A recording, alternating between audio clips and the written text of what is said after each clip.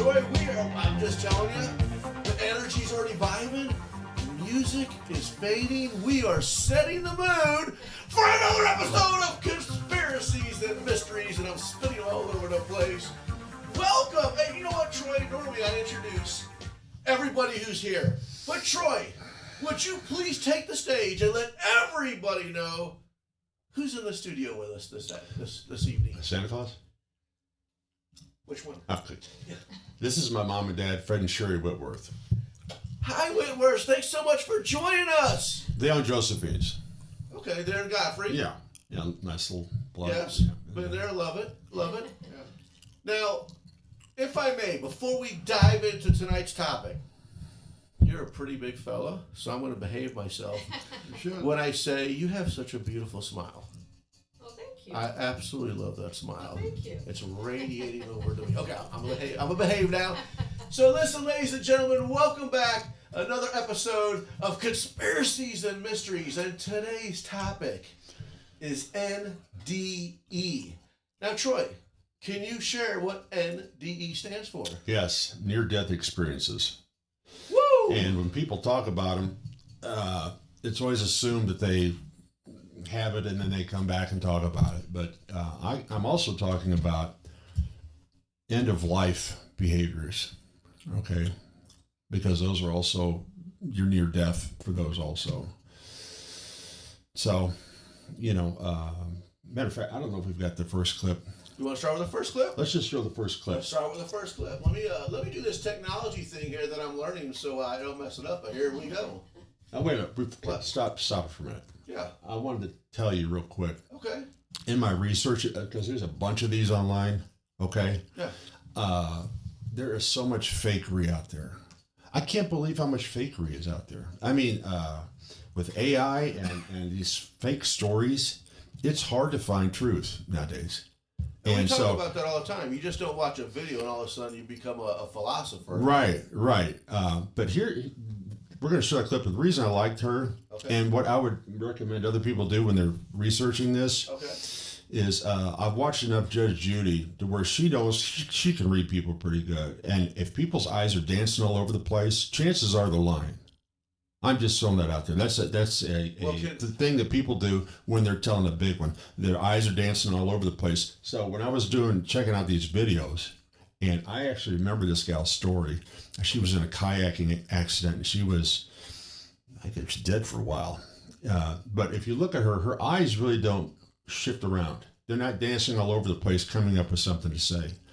So anyway, if you want to roll the clip on this, go ahead. I do, but real fast, we have to do something about the eyes. Ready? So earlier, an unpaid advertisement. You're the owners of Josephine's, right? That is correct. So I got to ask you another question. So we're one for one. Have you noticed that my eyes are strictly focused on you? Yes. Right. I thought Josephine's would be bringing a little something for the fat guy on the microphone over here. Anyways, we're going to go back to that reel right here. Here we go. That was a little hit for the fat guy. Good. And I very quickly knew that I was likely going to die. And at that point, I completely surrendered the outcome to God's will. And the moment I asked that God's will be done, I was immediately and very physically held by Christ and reassured that everything would be fine. It's an absolute pure knowledge. It would be as though I saw my husband in the grocery store and I knew it was my husband. I don't have to ask if it's my husband. Mm-hmm. I knew that it was Christ holding me, and it was a very pure, absolute knowledge. And that was one of the first very profound aspects of this experience for me, because I knew that I didn't deserve to be held by Christ. That's pretty powerful right there. Yeah, I think it's interesting how she talked about she instantly knew. I'm thinking, well, that's pretty clever, really. You think about it. I mean, because you would be asking God decades of questions, So for it to be cleared up, just when you meet him, I mean, that seems pretty cool to me. Well, I did a little bit of research, but what I'm really excited about too. No, it's all right. I'm not ready to go on yet because I'm I can't wait to come back after the commercial. We just don't have such good-looking people in here just to be good-looking. We're going to have a testimony after our first commercial that I'm getting excited about. Yes. But if I was to chime in real fast. Oh, yeah. Getting back to ending is what they are. Yeah, okay. Go ahead. Well, near-death experiences. And there's some things that go on when you approach death, okay? One of them is what they call terminal lucidity, okay? It is a rare, unexplained phenomenon where individuals with dementia, psychiatric illness, or brain injury experience a sudden, temporary return of mental clarity, memory, and personality shortly before death, allowing them communication and recognition before they quickly decline again. And I've heard that story a bunch of times with people. They're up. People think, oh, good, they're recovered. And then they die a couple of days later. And this is the the terminal lucidity that they're experiencing. As spectators in the room of hospice, I've been there. And when you speak that way, I'd like to say I've experienced that. You kind of see the ins and outs of what somebody's going through, and a lot of it is unexplainable. Yeah, totally unexplainable. The good Lord above on that. I mean, I'm just going to share something with my stepmom back in the day. She was just out. Like a lot of times as family, we sit around and we're just hoping to get that another moment, maybe for that last word or what have you. So I'm going to kind of go off a little bit, but if I didn't witness it, I couldn't tell you. Yeah. The whole family's in the room, probably sat there for 6 hours. My stepmom started coming around, and we're just joyous in the moment, because it's so precious. Life is precious, and when you're sitting in the moment, you really, truly realize, because a lot of times we wake up every day, we feel entitled, and we get to live another day, right? But when you're experiencing that health situation at a hospice moment, we were all so happy. So we asked the healthcare workers, can we get her a beer and a straw? Okay. And then so we got a straw, and she took a sip of the beer, and it was, we got a little Jewish background here. Oink Gavalt! I mean, it was just so joyous in the moment. And then sadly, that lasted for like another 2 minutes before she was out again, hoping that you would get another moment. And I just bring that up with how you were just kind of sharing some of the experiences that we see. Some of us out there, if you're watching the show, if you've been in that moment of hospice or in the ER when you're not guaranteed that comeback. Yeah. Tonight's topic's near death. Yeah. You just never know. It's interesting. It's like a supernatural thing that goes on, and this has happened to me. I won't share the story, but I want you to share the story when you talked about when your dad was dying, and you knew, everything seemed okay, but you knew something in the back of your head was not right. And go ahead and tell that story. You remember that? So. Matter of fact, you were on the Your Beautiful show when I showed you the picture of Disney World. Yeah. When we were all there. Yeah. Well, that very vacation that we had, my family continued to go to Cape Canaveral, and I wanted to go see my dad, which was about an hour away, the villages. And so I went to visit my dad, who was in the hospital. Just some kind of cool things. I know I need to speed the show up because of time and what have you. But when I walked in the hospital, my dad kind of gave me that look. What are you doing here? I tried calling you. Well, of course, they were screening my phone calls at work. Dad, I'm coming to check on you. It was really good for me. I told you my background is Jewish. But, I have the Your Beautiful podcast. And it was really good that I was able to share my dad about God and how I've changed somewhat. Because I still have a flesh life and I still fall short. But I'll try to move it faster. But you knew to go back. I did. So here's what happened. Had a really good experience with him. I flew back home with the family and the vacation. I told my wife I had a very awkward feeling. And anybody that knows me, I'm a workaholic. I work. I don't take off. She said, of course, go back. So my brother and I flew back. So you actually got back on the plane and flew back to Florida. With my brother. I called my brother. We went back to Florida to spend our final moments with our dad. But you said supernatural. It is. I'm not. Yeah, I don't know how, but I can tell you this: from the grace of God, thank you, from my family for supported me to go right back. Yeah. And then I was able to, where a lot of people say, oh, I wish I could have one more moment with my mom or my dad. I was able to do so. Yeah, it's like that there is something behind the scenes that is allowing these things to take place. Because why'd you do that to me? I even brought Kleenex in here today.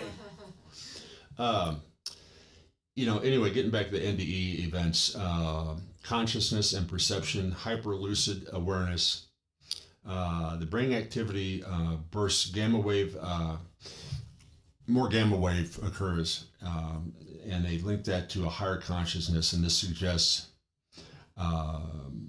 that is organized brain function. Now that's important because a lot of people that are more scientifically based, they will say, well, that's just synopsis of brain is going haywire, erratic stuff. But this organized brain function. Yeah, it is organized brain function. These gamma wave activity.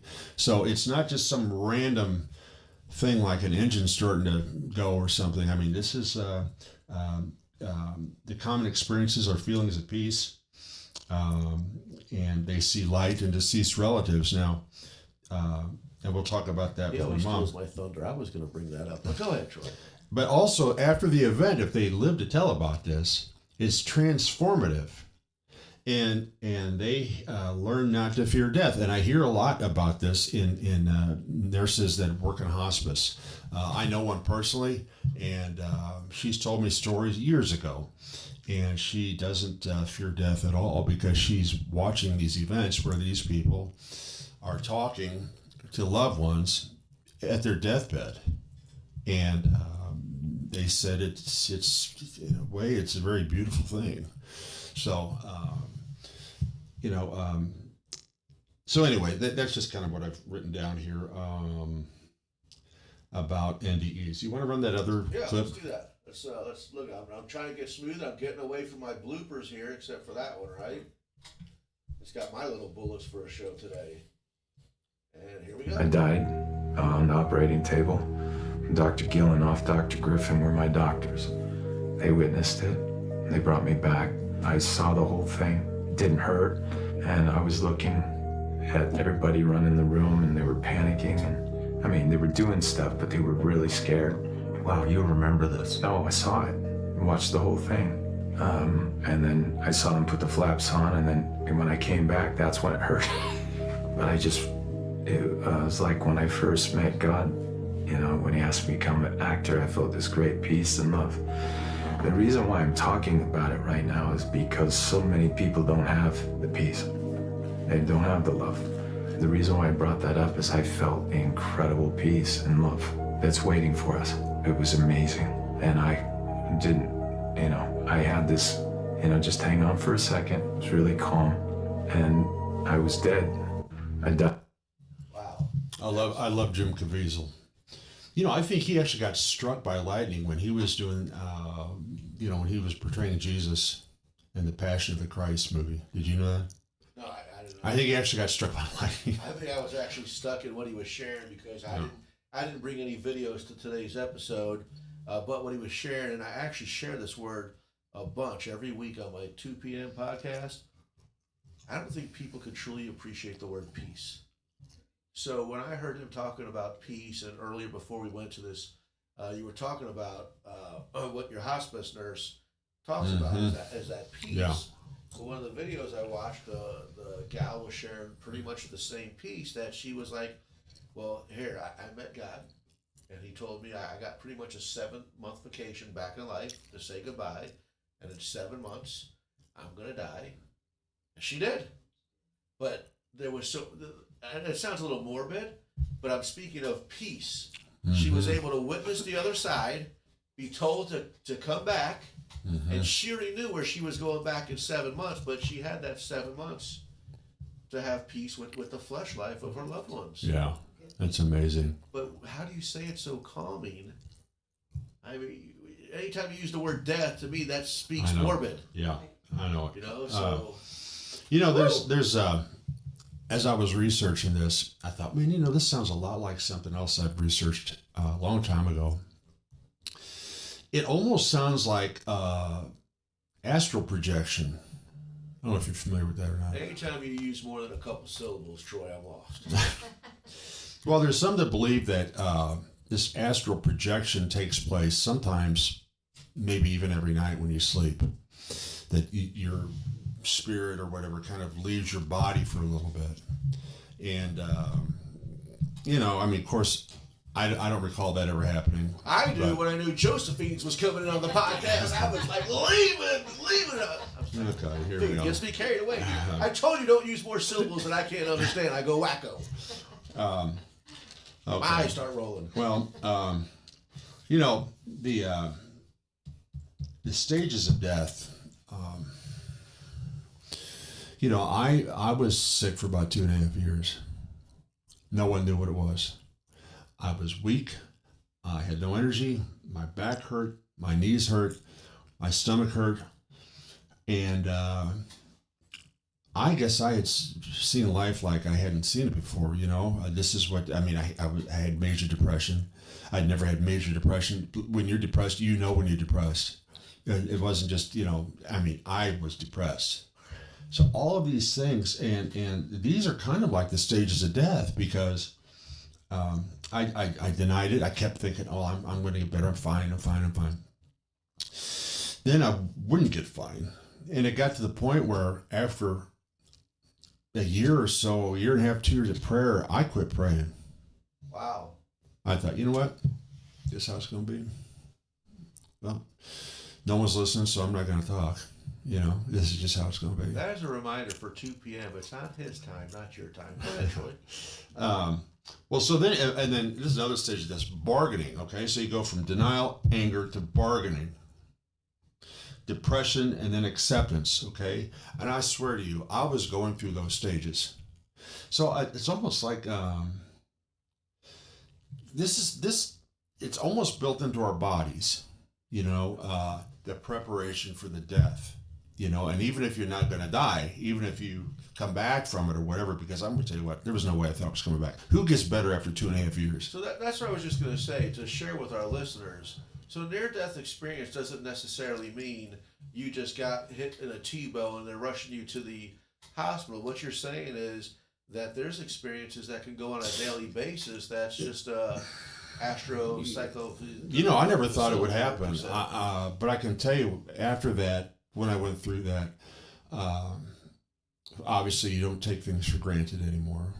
Okay, you can, and I tell you the main thing, you can empathize with people that are going through things, because you go out through your day, you live selfishly throughout your life, and okay, do whatever I want to do, and you never think about the people that are battling stuff in their life. You really don't. You can, say you do, but then in a couple of minutes, it's like, well, what's for dinner? You don't. And so I got following some of these people on YouTube. I was following this doctor who was going to go in and get colonoscopy, which I got one Monday coming up, my 5th one. But he said, do what? I skipped. Yeah, well, you know what? You better get there. But anyway, so COVID comes along, so he puts it off for a year. And now he's a man in his 40s. He's got stomach problems, things just not right. They go in, it's so far advanced that he died from it. Oh. But Doc, I'm rescheduling. Yeah, I'm just telling you. No, listen, it sounds like humor, like I'm belittling it, but it's as serious as it gets. Just sometimes you got to work on that self-health and guilty. But what I'm telling you is I got to follow this guy. He had a major following on YouTube. And he was so upbeat. He was so upbeat up until the very end, and I thought, how is this guy doing this? He's so upbeat, and he was giving people challenges to walk a mile in January and stuff. So I started doing it, and it just killed me when he died, So I'm just saying, it made me more aware of how people are going through things in life nowadays, and so I'm grateful for that, because I learned. And I could go into other things, but that was one thing I took away from it. I'm glad you share that with us, because again, my 2 p.m. podcast is a reminder that you're not meant to do life alone. Mm-hmm. In a world so cruel, can we just be kind to one another? And like you said, here, I consider us friends, and I feel terrible that I didn't know you were sick for 2.5 years. Well, but I'm glad you found somebody that could be a mentor and keep those spirits going. I admire that. But I'm getting a bug in the ear. They're yelling at me to go to a commercial. So listen, don't go nowhere, because then we get to hear from these beautiful faces. And I'm not talking about Troy and Brian. I'm talking about these two beautiful people. We'll be right back. At Marquette Catholic High School, tradition is more than a word. It's a way of life. From championship athletics to community service, from lifelong friendships to faith-filled values, Marquette students carry a legacy of excellence. Together, we build a stronger community on the field, in the classroom, and beyond. Marquette Catholic, where tradition meets tomorrow. Visit MarquetteCatholic.org and see why Marquette is the right choice for your family.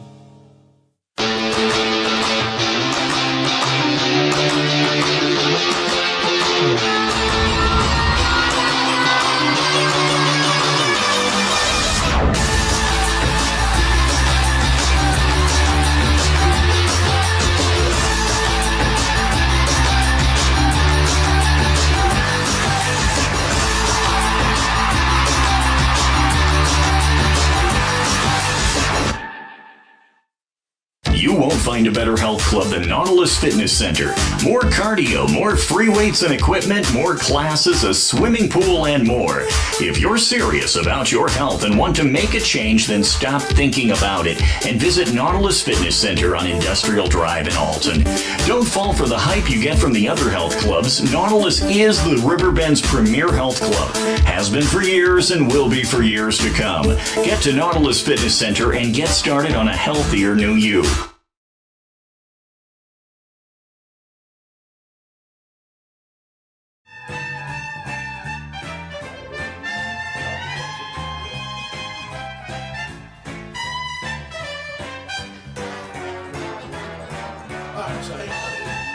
Ladies and gentlemen, we're back with the antics of Brian, the dancing fat guy, trust. Hey, let's do something different. I'm so excited to come back from the commercial because it's showtime. So here's what we're going to do. Troy, we're going to play a little bit of a musical chairs. I got everything set up. The mics are on, the camera's on. Ladies and gentlemen, big round of applause. Troy, come over here. Come on. Here we go. Here we go. Now when we're side by side, you guys get to see the twins here, Danny DeVito and Arnold Schwarzenegger. Let me do a little bit of mic switching here. Okay, so you're going to be interviewing Dad here, right? No, it's your show now.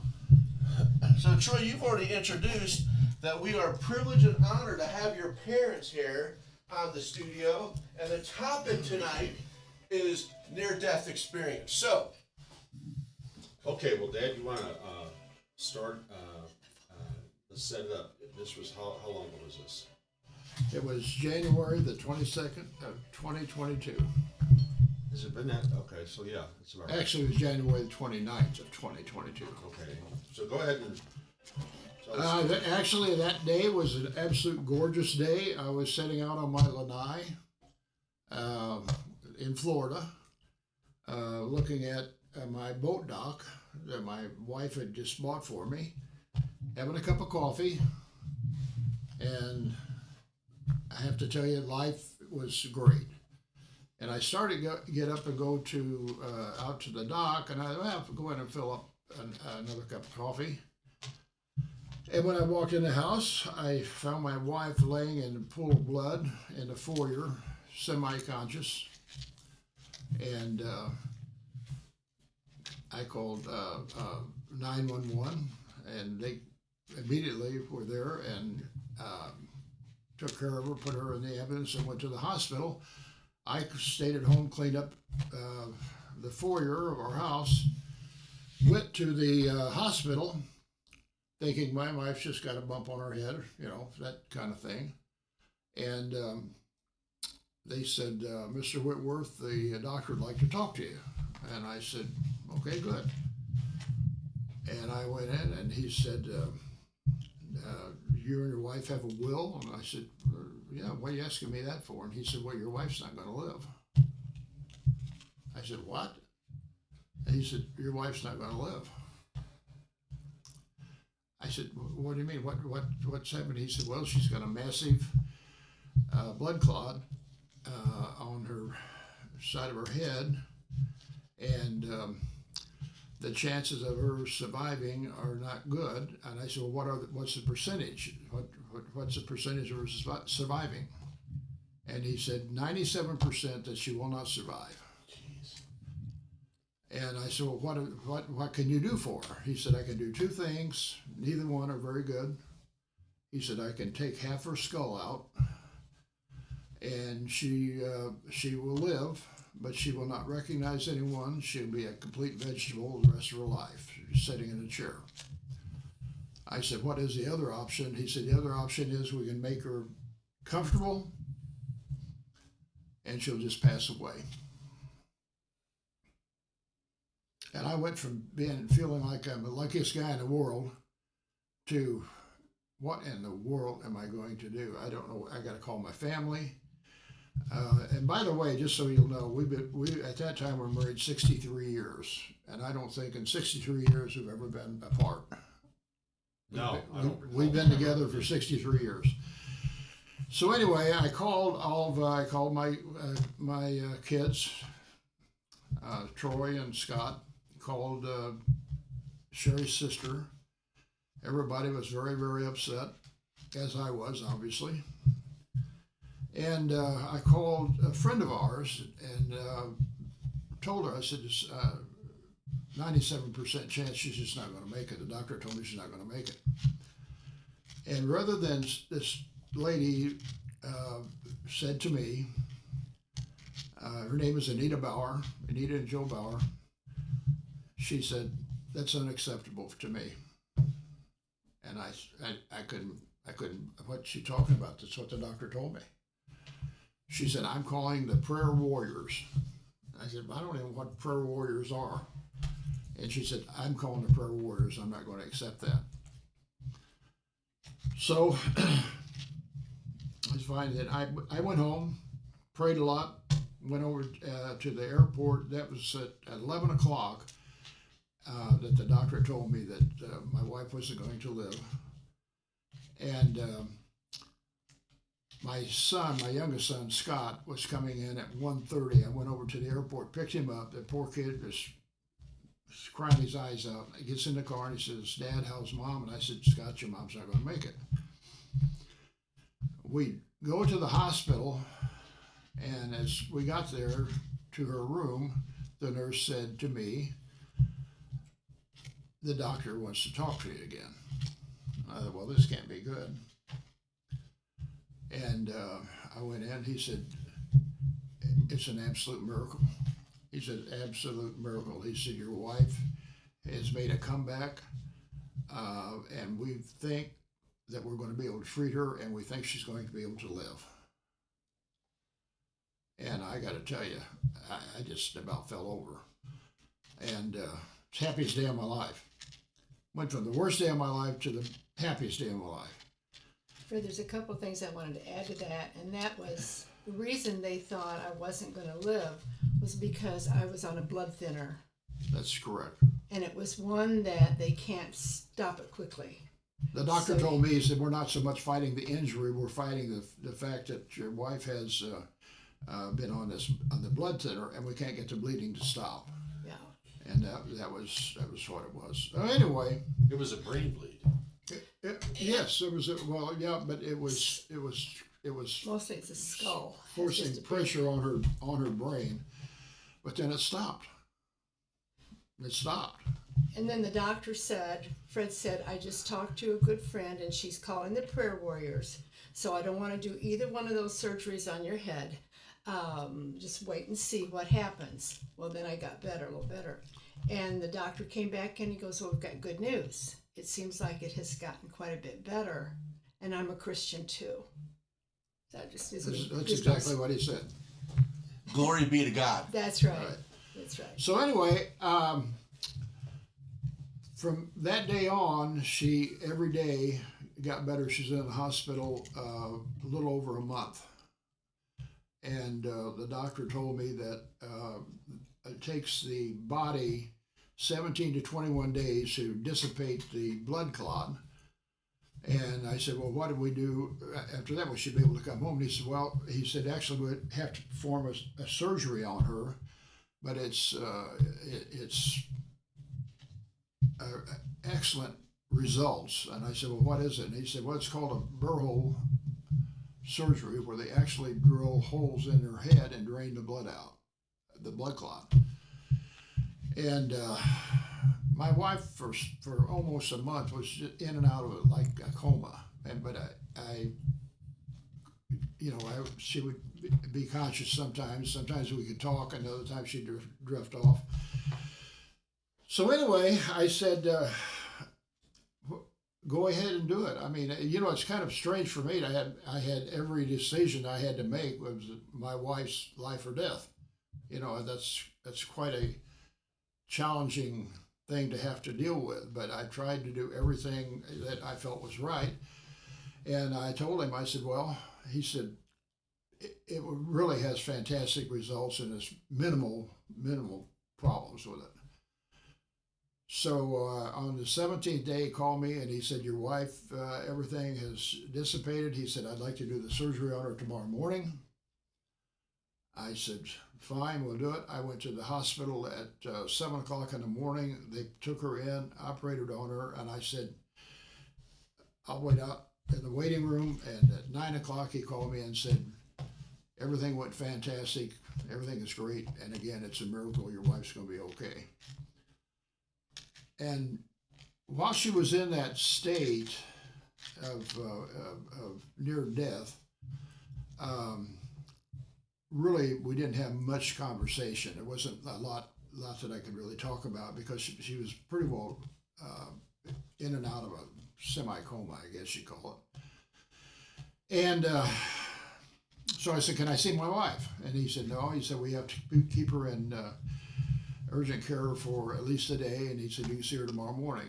So the next morning, I went to the hospital, and my wife was sitting up in bed, feeding herself, and asked me, her exact words were, where have you been? Where have you been? And she would call me, wanting to know where you're at. yeah. And it's just been a fantastic experience, something I'll never forget. No, it was a cold day. I got a phone call from Dad, and he said, your mom's going to not make it. And I said, what do you mean she's not going to make it? So, well, she fell and hit her head, and she's only got a couple days to live.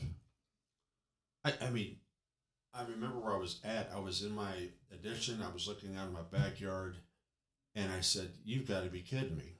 And he said, would I kid about something like that? And I said, well, no, I guess not.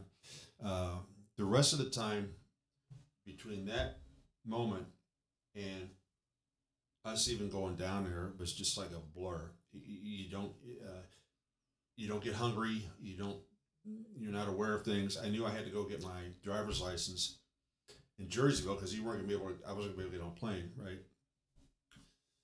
By the time I got to Jersey, because the whole time I'm thinking, God, my mom's gonna, I can't, I don't know what to do about this. It was overwhelming. And so on my way to Jerseyville, I got this idea, I thought, because I can't live with this. So I thought, well, but what if she makes it? Just that little tiny shred of hope. What if she doesn't die and she makes it? And by the time I got up there, I got a phone call from my dad. Said Mom was up talking to one of her friends. So that prayer, it was like it came right in and it just corrected it. I've never felt anything like it. That day was bizarre for me, and I was so happy when I heard that. I couldn't believe that Mom was going to live. I mean, it just was the most improbable notion. When a doctor tells you that, and to this day, I don't, his bedside manner needs improving, because that's just a horrible thing to say to someone, especially if they're majorly wrong like he was. He wasn't wrong. So, yeah, he was. He really wasn't wrong with the condition she was in, Troy. Well, but to say that she's not going to make it, he's wrong on, clearly. Well, it was a 97% chance. Well, but he was wrong. So why don't you tell the whole thing changed when the prayer warriors got That's what involved. I said. That's right. That's what I said. When they got involved, that sort of changed. Well, and I had three doctors all surgeons tell me it was an absolute miracle. It was. It was. I still think she said that. But anyway, Mother, why don't you tell us what happened in that time when you were unaware of things? I just remember very little, but I was laying on the floor of the foyer and bleeding out just everywhere. And it just dawned on me that I was dying.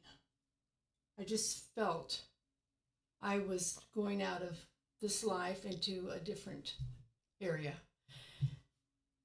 And I looked up and saw my dead mother standing right over me, and like an angel. And I thought, I'm going to be okay. If I'm not okay, I don't mind dying, because it was okay. It was comfortable. It wasn't panicky. It was peaceful. And I just felt such peace. And I've said many times since then that I do not ever fear dying, because there was a peace that I've never felt before. And my mother was standing there with God. So I knew I was okay. You know, that's it's funny that you saw Grandma, because I did. That's not the funniest thing of the story, though. The funniest thing was when we came down to see you, they had shaved your head. Yeah. And you had a plug in your skull, right? Yeah. 4 of them. And I said to Dad, I said, has Mom seen herself yet? Because you were in this little bonnet or whatever. Like they said, well, you know, she's going to freak out. We'll put a little bonnet on her ears so That's they know right, that a bowl. her hair's gone. He said, no, she hasn't really seen herself yet. I said, well, I'm glad I'm not going to be there, you know, when that happens, because she's going to have a fit. But you talking about Grandma, you know, something happened to me. It wasn't an NDE or anything, but I remember I strongly wanted to do something, and then I decided I wasn't going to do it. That night, I had a dream about Grandma telling me, you know what, you better go do that thing. I thought, I can't believe this. You know, even in death now, she's telling me what I need to do. It was years about my hair. Now it's something else that, you know. So it's interesting that you saw Grandma. I'll tell you, I will tell you Standing right over me smiling. I'll tell you kind of a funny caption at the end of the story. We wanted to come home. We were in Florida. I have a house there, and I have a house here in Edwardsville. And we wanted to come home. Been there for a month and a half. It's time to come back. And went in and had a meeting with the doctor, and he said, well, we'll run a CAT scan. If everything's okay, you can go home, but you have to get a neurologist as soon as you get there. So they ran a CAT scan. Everything came out fine, so they said you can leave. We left the next day. And then we had a meeting with a neurologist, and she had another CAT scan. And then a week later, they called us up and said, we're going to come in and review the CAT scan. So we go into his office, and there's a 7-foot screen of my wife's brain on the screen. And I'll tell you, that's shocking. It really is shocking. I mean, you know, you would think, well, is there something wrong over here, or is there something over there, or whatever? So the neurologist comes in, looks at the CAT scan, and the up on the screen, looks at everything there and says, well, he said, you have absolutely no problems at all. He said, I don't even need to see you again. That's beautiful. Isn't that wonderful? Period. So listen, I know I just jumped back in here. Here. Normally I'm not lost for words, but I'm gonna tell you something. I'm lost for words, and I know that I should be going to a commercial. But before I do, I just want to tell you both how much I appreciate you coming on here, because a lot of times when we talk about conspiracies and mysteries, a lot of people think rabbit holes, that we're gonna dive into the rabbit holes. Right. And what I want to share with you is, by you sharing this experience, I just want to say right now, I love you, Lisa. I love you, my family, and all that people that know me. I love everybody. And I think everybody watching this podcast right now needs to take a moment and truly appreciate our loved ones. That's right. I mean, and so you said earlier that when this happened, it was 60 plus years. How many years is it now? 65. God bless. God bless. And ladies and gentlemen, this is like a little bit of a cross-reference. This is our 8 p.m. podcast, Conspiracies and Mysteries. But for those of you that don't know, at 2 p.m. I have a podcast called You're Beautiful. And You're Beautiful is about that we're not meant to do life alone. Okay? And listening, Fred, just, I mean, the most scariest moment that every decision you make is in, I love you. You're beautiful. You're beautiful. Thank you. Again, I feel like I'm mumbling for a bunch of lost words, but if you sat here and listened to this testimony, God is good. Actually, God is great. It's good. The power. So all you prayer warriors out there, That's God right. bless you. So listen, I'm overdue. I got to get to a commercial. Hey, we'll be right back.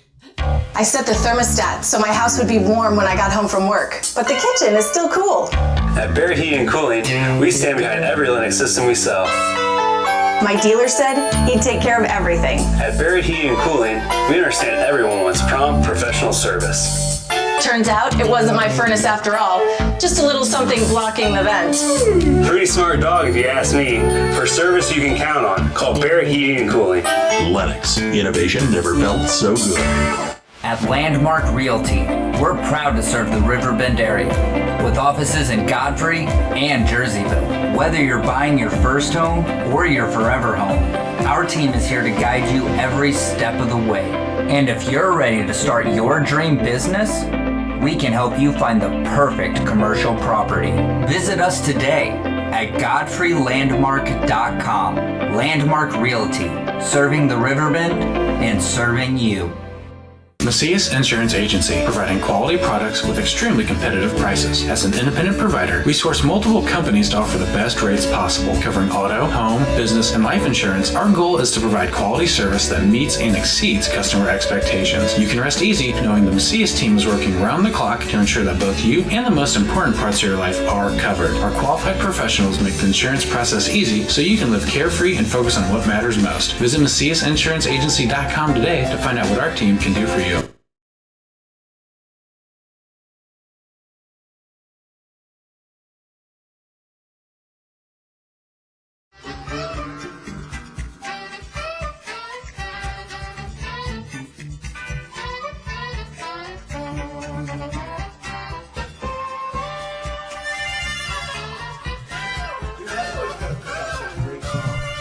It was the 70s, baby. Hey, we're back from commercial break, and Troy, I think it's amazing that your parents came in here, brother, to share this. I know. I experience. can't believe they did it, actually. You know. They did good. Yeah, they did. So, ladies and gentlemen, let me remind you, Conspiracies and Mysteries.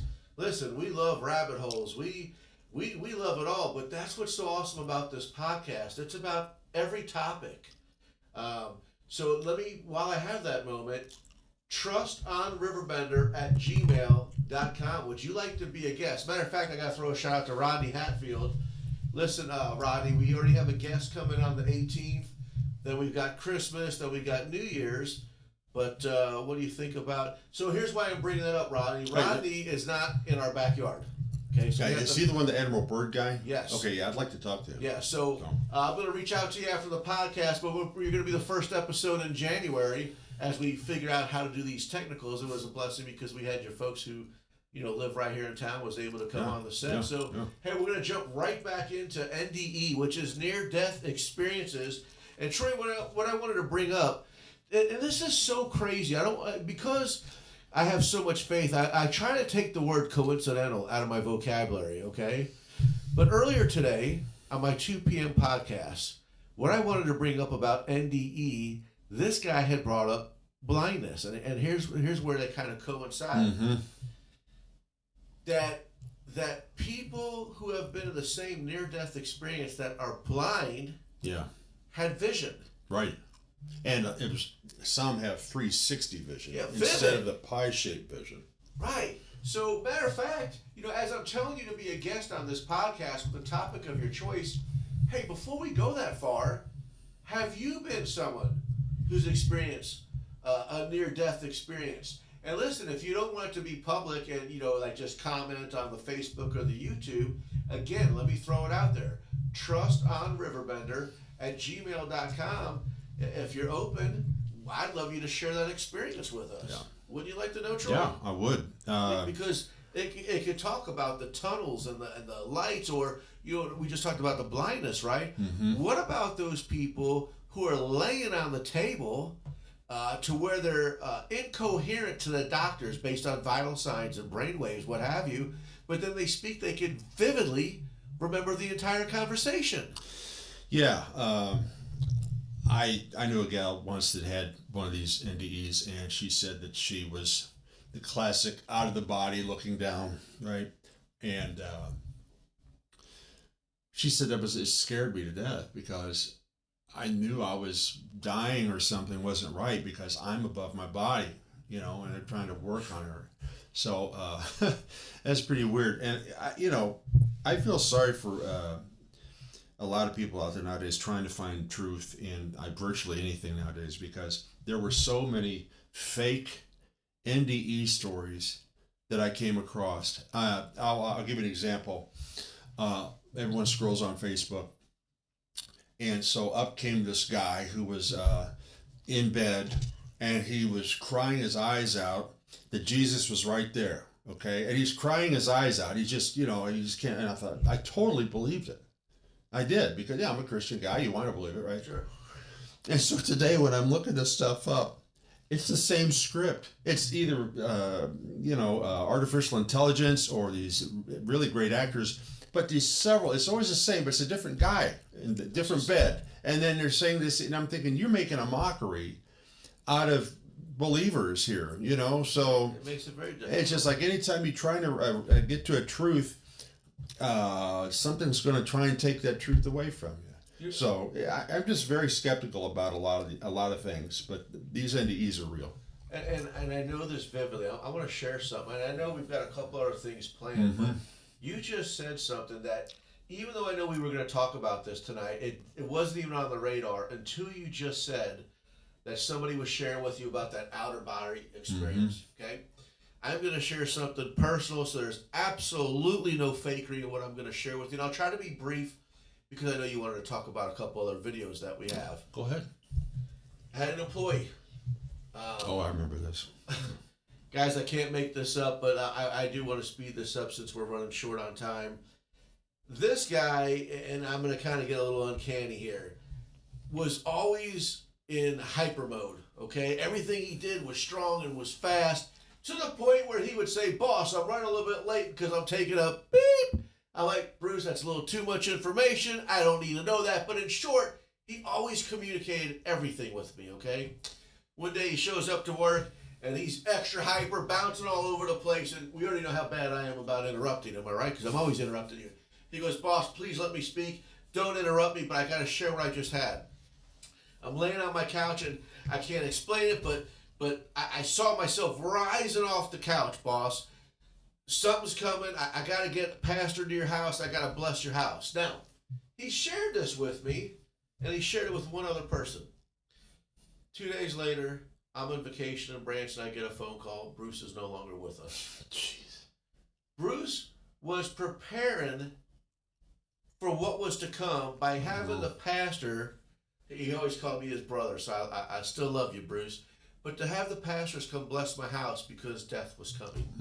Man. So, this fakery and these things that you talk about, if this wasn't a personal experience that I've encountered, now I wish the outcome was completely the opposite. Oh, yeah, sure. But there is a premonition. The big syllable word that you used earlier, it's unexplainable, but it happens more than we think when people know that there's something's coming. Yeah, no, it's a setting of the table, if you will, for the events that are coming, and you could experience it.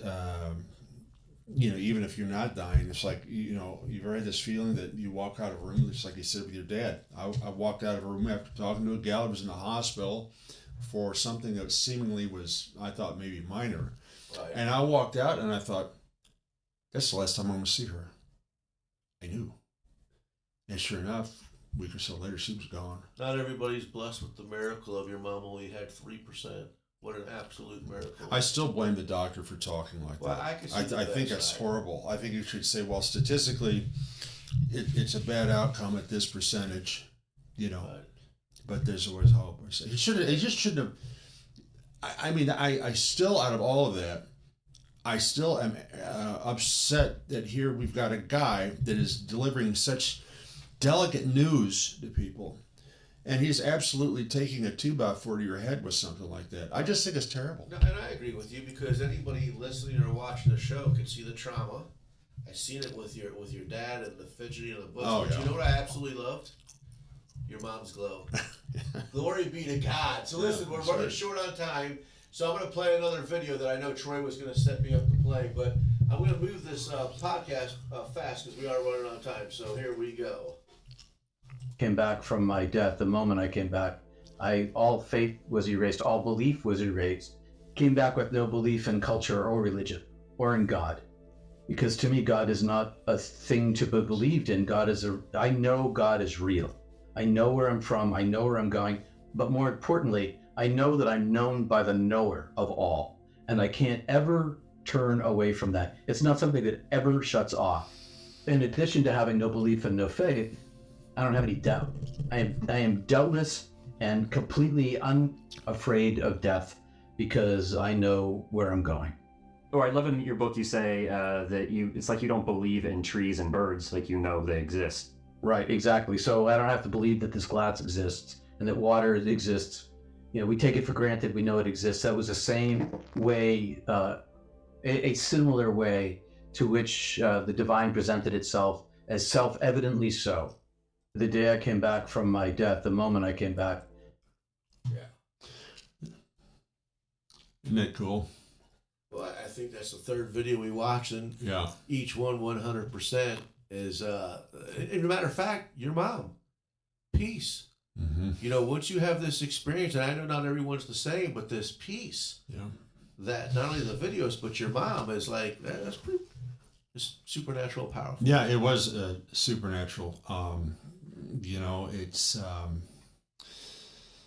and like I said, it's not just with the person that's maybe, going through this NDE. I mean, I think, like with your dad, like with the gal I talked to at the hospital, you have a time to say maybe goodbye, and that's why I feel sorry for a lot of people that don't get to, because it doesn't always happen. But it is a supernatural event, and it's spiritual. It's the beginning and ending of time in your life now becomes one block, which I think is interesting, because Einstein, I wrote a little note to myself. He believes that past, present, and future is an illusion, with all moments existing in a block universe. Okay, this is something kind of like what we were talking about a couple shows ago about point to the beginning, middle, and end. Where's it at? I mean, you can't. It's all one thing, and his take on afterlife. He said one life is good enough for me. I guess he didn't want to live another life. But he said that it is ridiculous. It's egotism rooted in fear.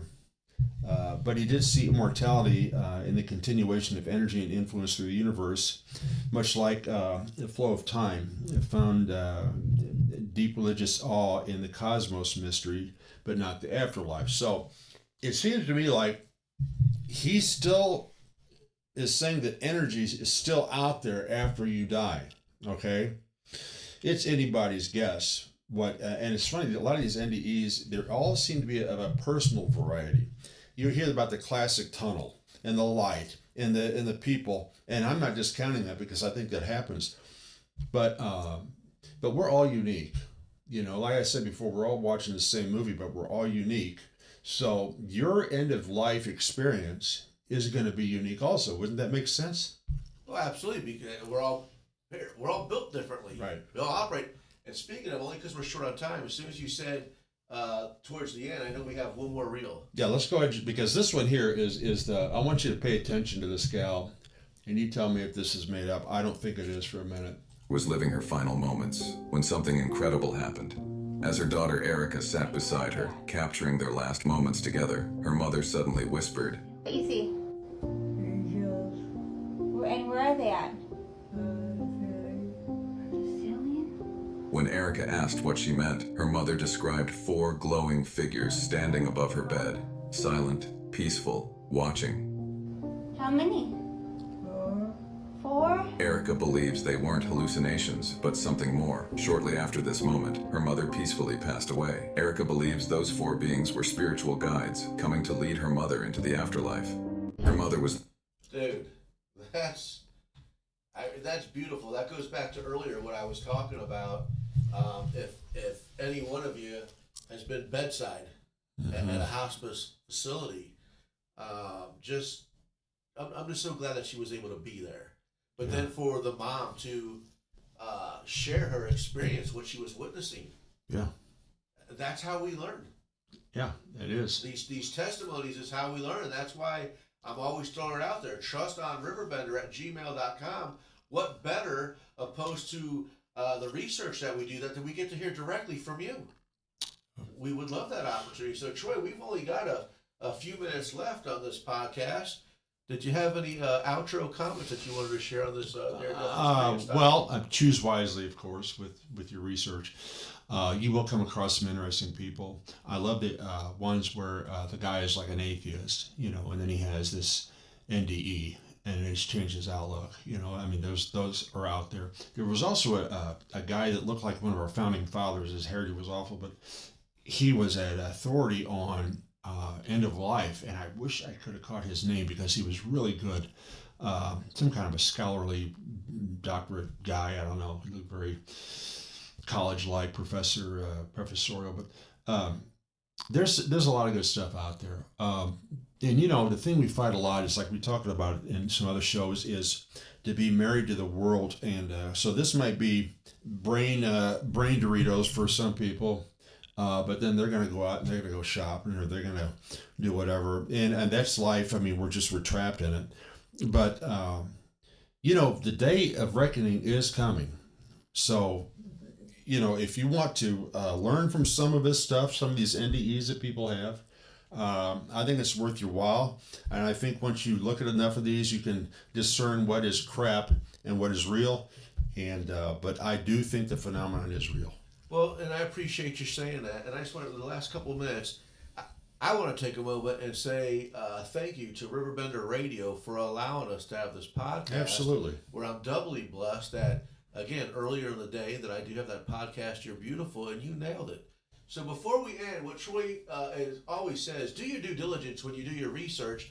And even though we have this rabbit hole podcast, I really hope today's episode and the testimony from Troy's parents, hey guys, no matter what we're digging up, let's appreciate life. Let's appreciate those who surround us. Right. I mean, so even if you watch a fakery and you acknowledge it, if you get the message, that's what's most important. This episode, what are we on? The 11th day of December, 2 weeks is Christmas. Let's have some holiday joy. Appreciate what's in front of you, because these near-death experiences, you don't know when it's going to happen. There might be a premonition, so enjoy your friends,